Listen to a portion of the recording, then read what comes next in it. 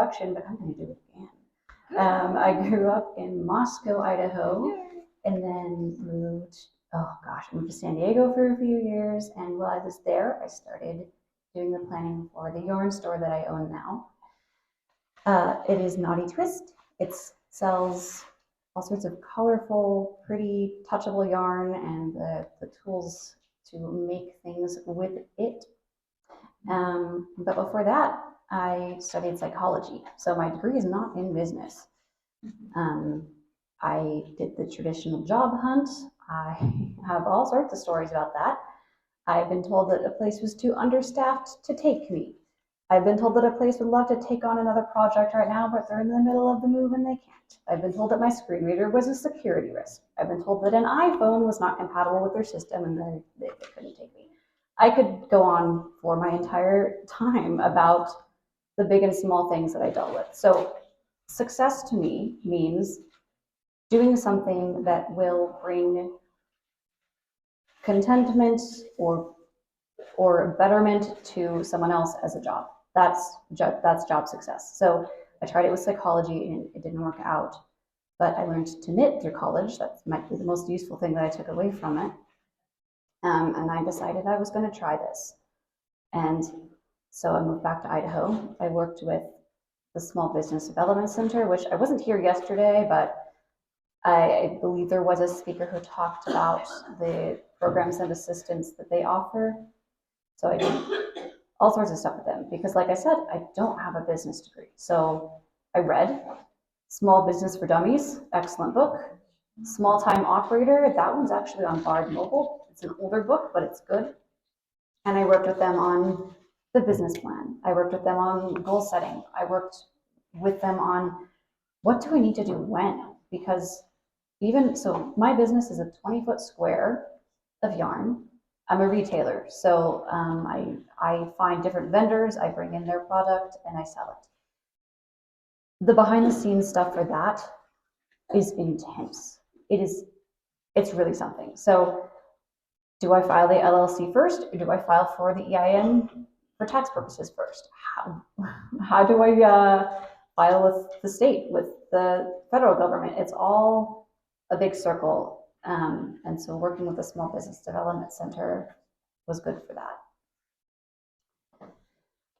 There were, of course, bumps in the road on the way to getting this done successfully, and not all of them are blindness related, of course. I think I can get really tangled up in the things that are a problem because I'm blind, and not all of that is what it might be an issue if someone else decides to go into business.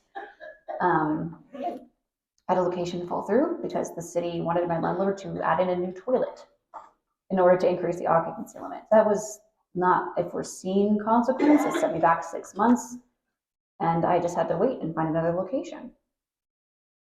As far as blindness problems go, they don't go away. I'm not being discriminated against as such, but I purchased a software package that didn't work with my computer system, and it took me months of trying to get my money back from them before they finally gave in and refunded me, and that was done.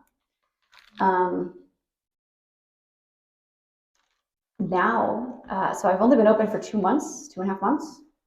So I'm a very, very new business, but I've been working on the behind the scenes stuff for 2 years. So there's a lot of time involved. If someone is wanting to do a business, if you're still in college, I highly recommend taking a business class or 3. I didn't. And so I have some statistics, which you might have heard yesterday, but you're going to get them again. So small businesses, apparently they're 99% of businesses in America. I don't know. I think they're counting franchises in that, but that's what it says.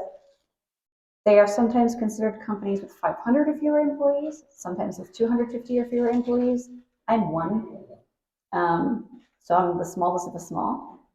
So success rates, 80% are still around after the first year, drops to 50% by 5 years, and 35% are still in business by 10. And that's not just because of involuntary failure. That could be that people just have decided not to do it. But still, 35% success rate at 10 years is it, if you get a job working for someone else, even if it's a different job, you will probably still have a job in 10 years. So that's a higher success rate.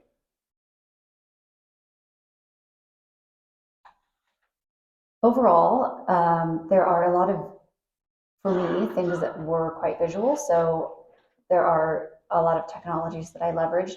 Kevin talked about AI. I use an AI tool for photo descriptions, even if I don't use it on my Facebook, even if I rewrite it myself, I use it to get an idea of what the different yarns look like. Social media marketing is really big for most businesses. They have to have at least something. I use Facebook and Instagram, but there's TikTok and there's the site formerly known as Twitter, and there's all sorts of stuff. So having some idea of what you need to do to get eyes on your business is going to be important. And curating, I mean, for me, it's curating product. For you, it might be that you're a service business. So, but it's very visual in my case. I do pick yarn and pick yarn colors, and I do a lot of talking with family who enjoys it. So there's support that I give and support that I get. And as long as it feels balanced, that's acceptable to me. I like what I'm doing. I like what I'm doing. I'm selling yarn, but people make things out of it that last for generations sometimes. They give it as wedding gifts. They keep it for themselves after a tragedy or after a celebration. They learn this new skill, knitting, crocheting, weaving, whatever, and it brings them some accomplishment, some happiness. And I get to be a part of that in my community, and that's good. That feels like I'm doing the right thing for me.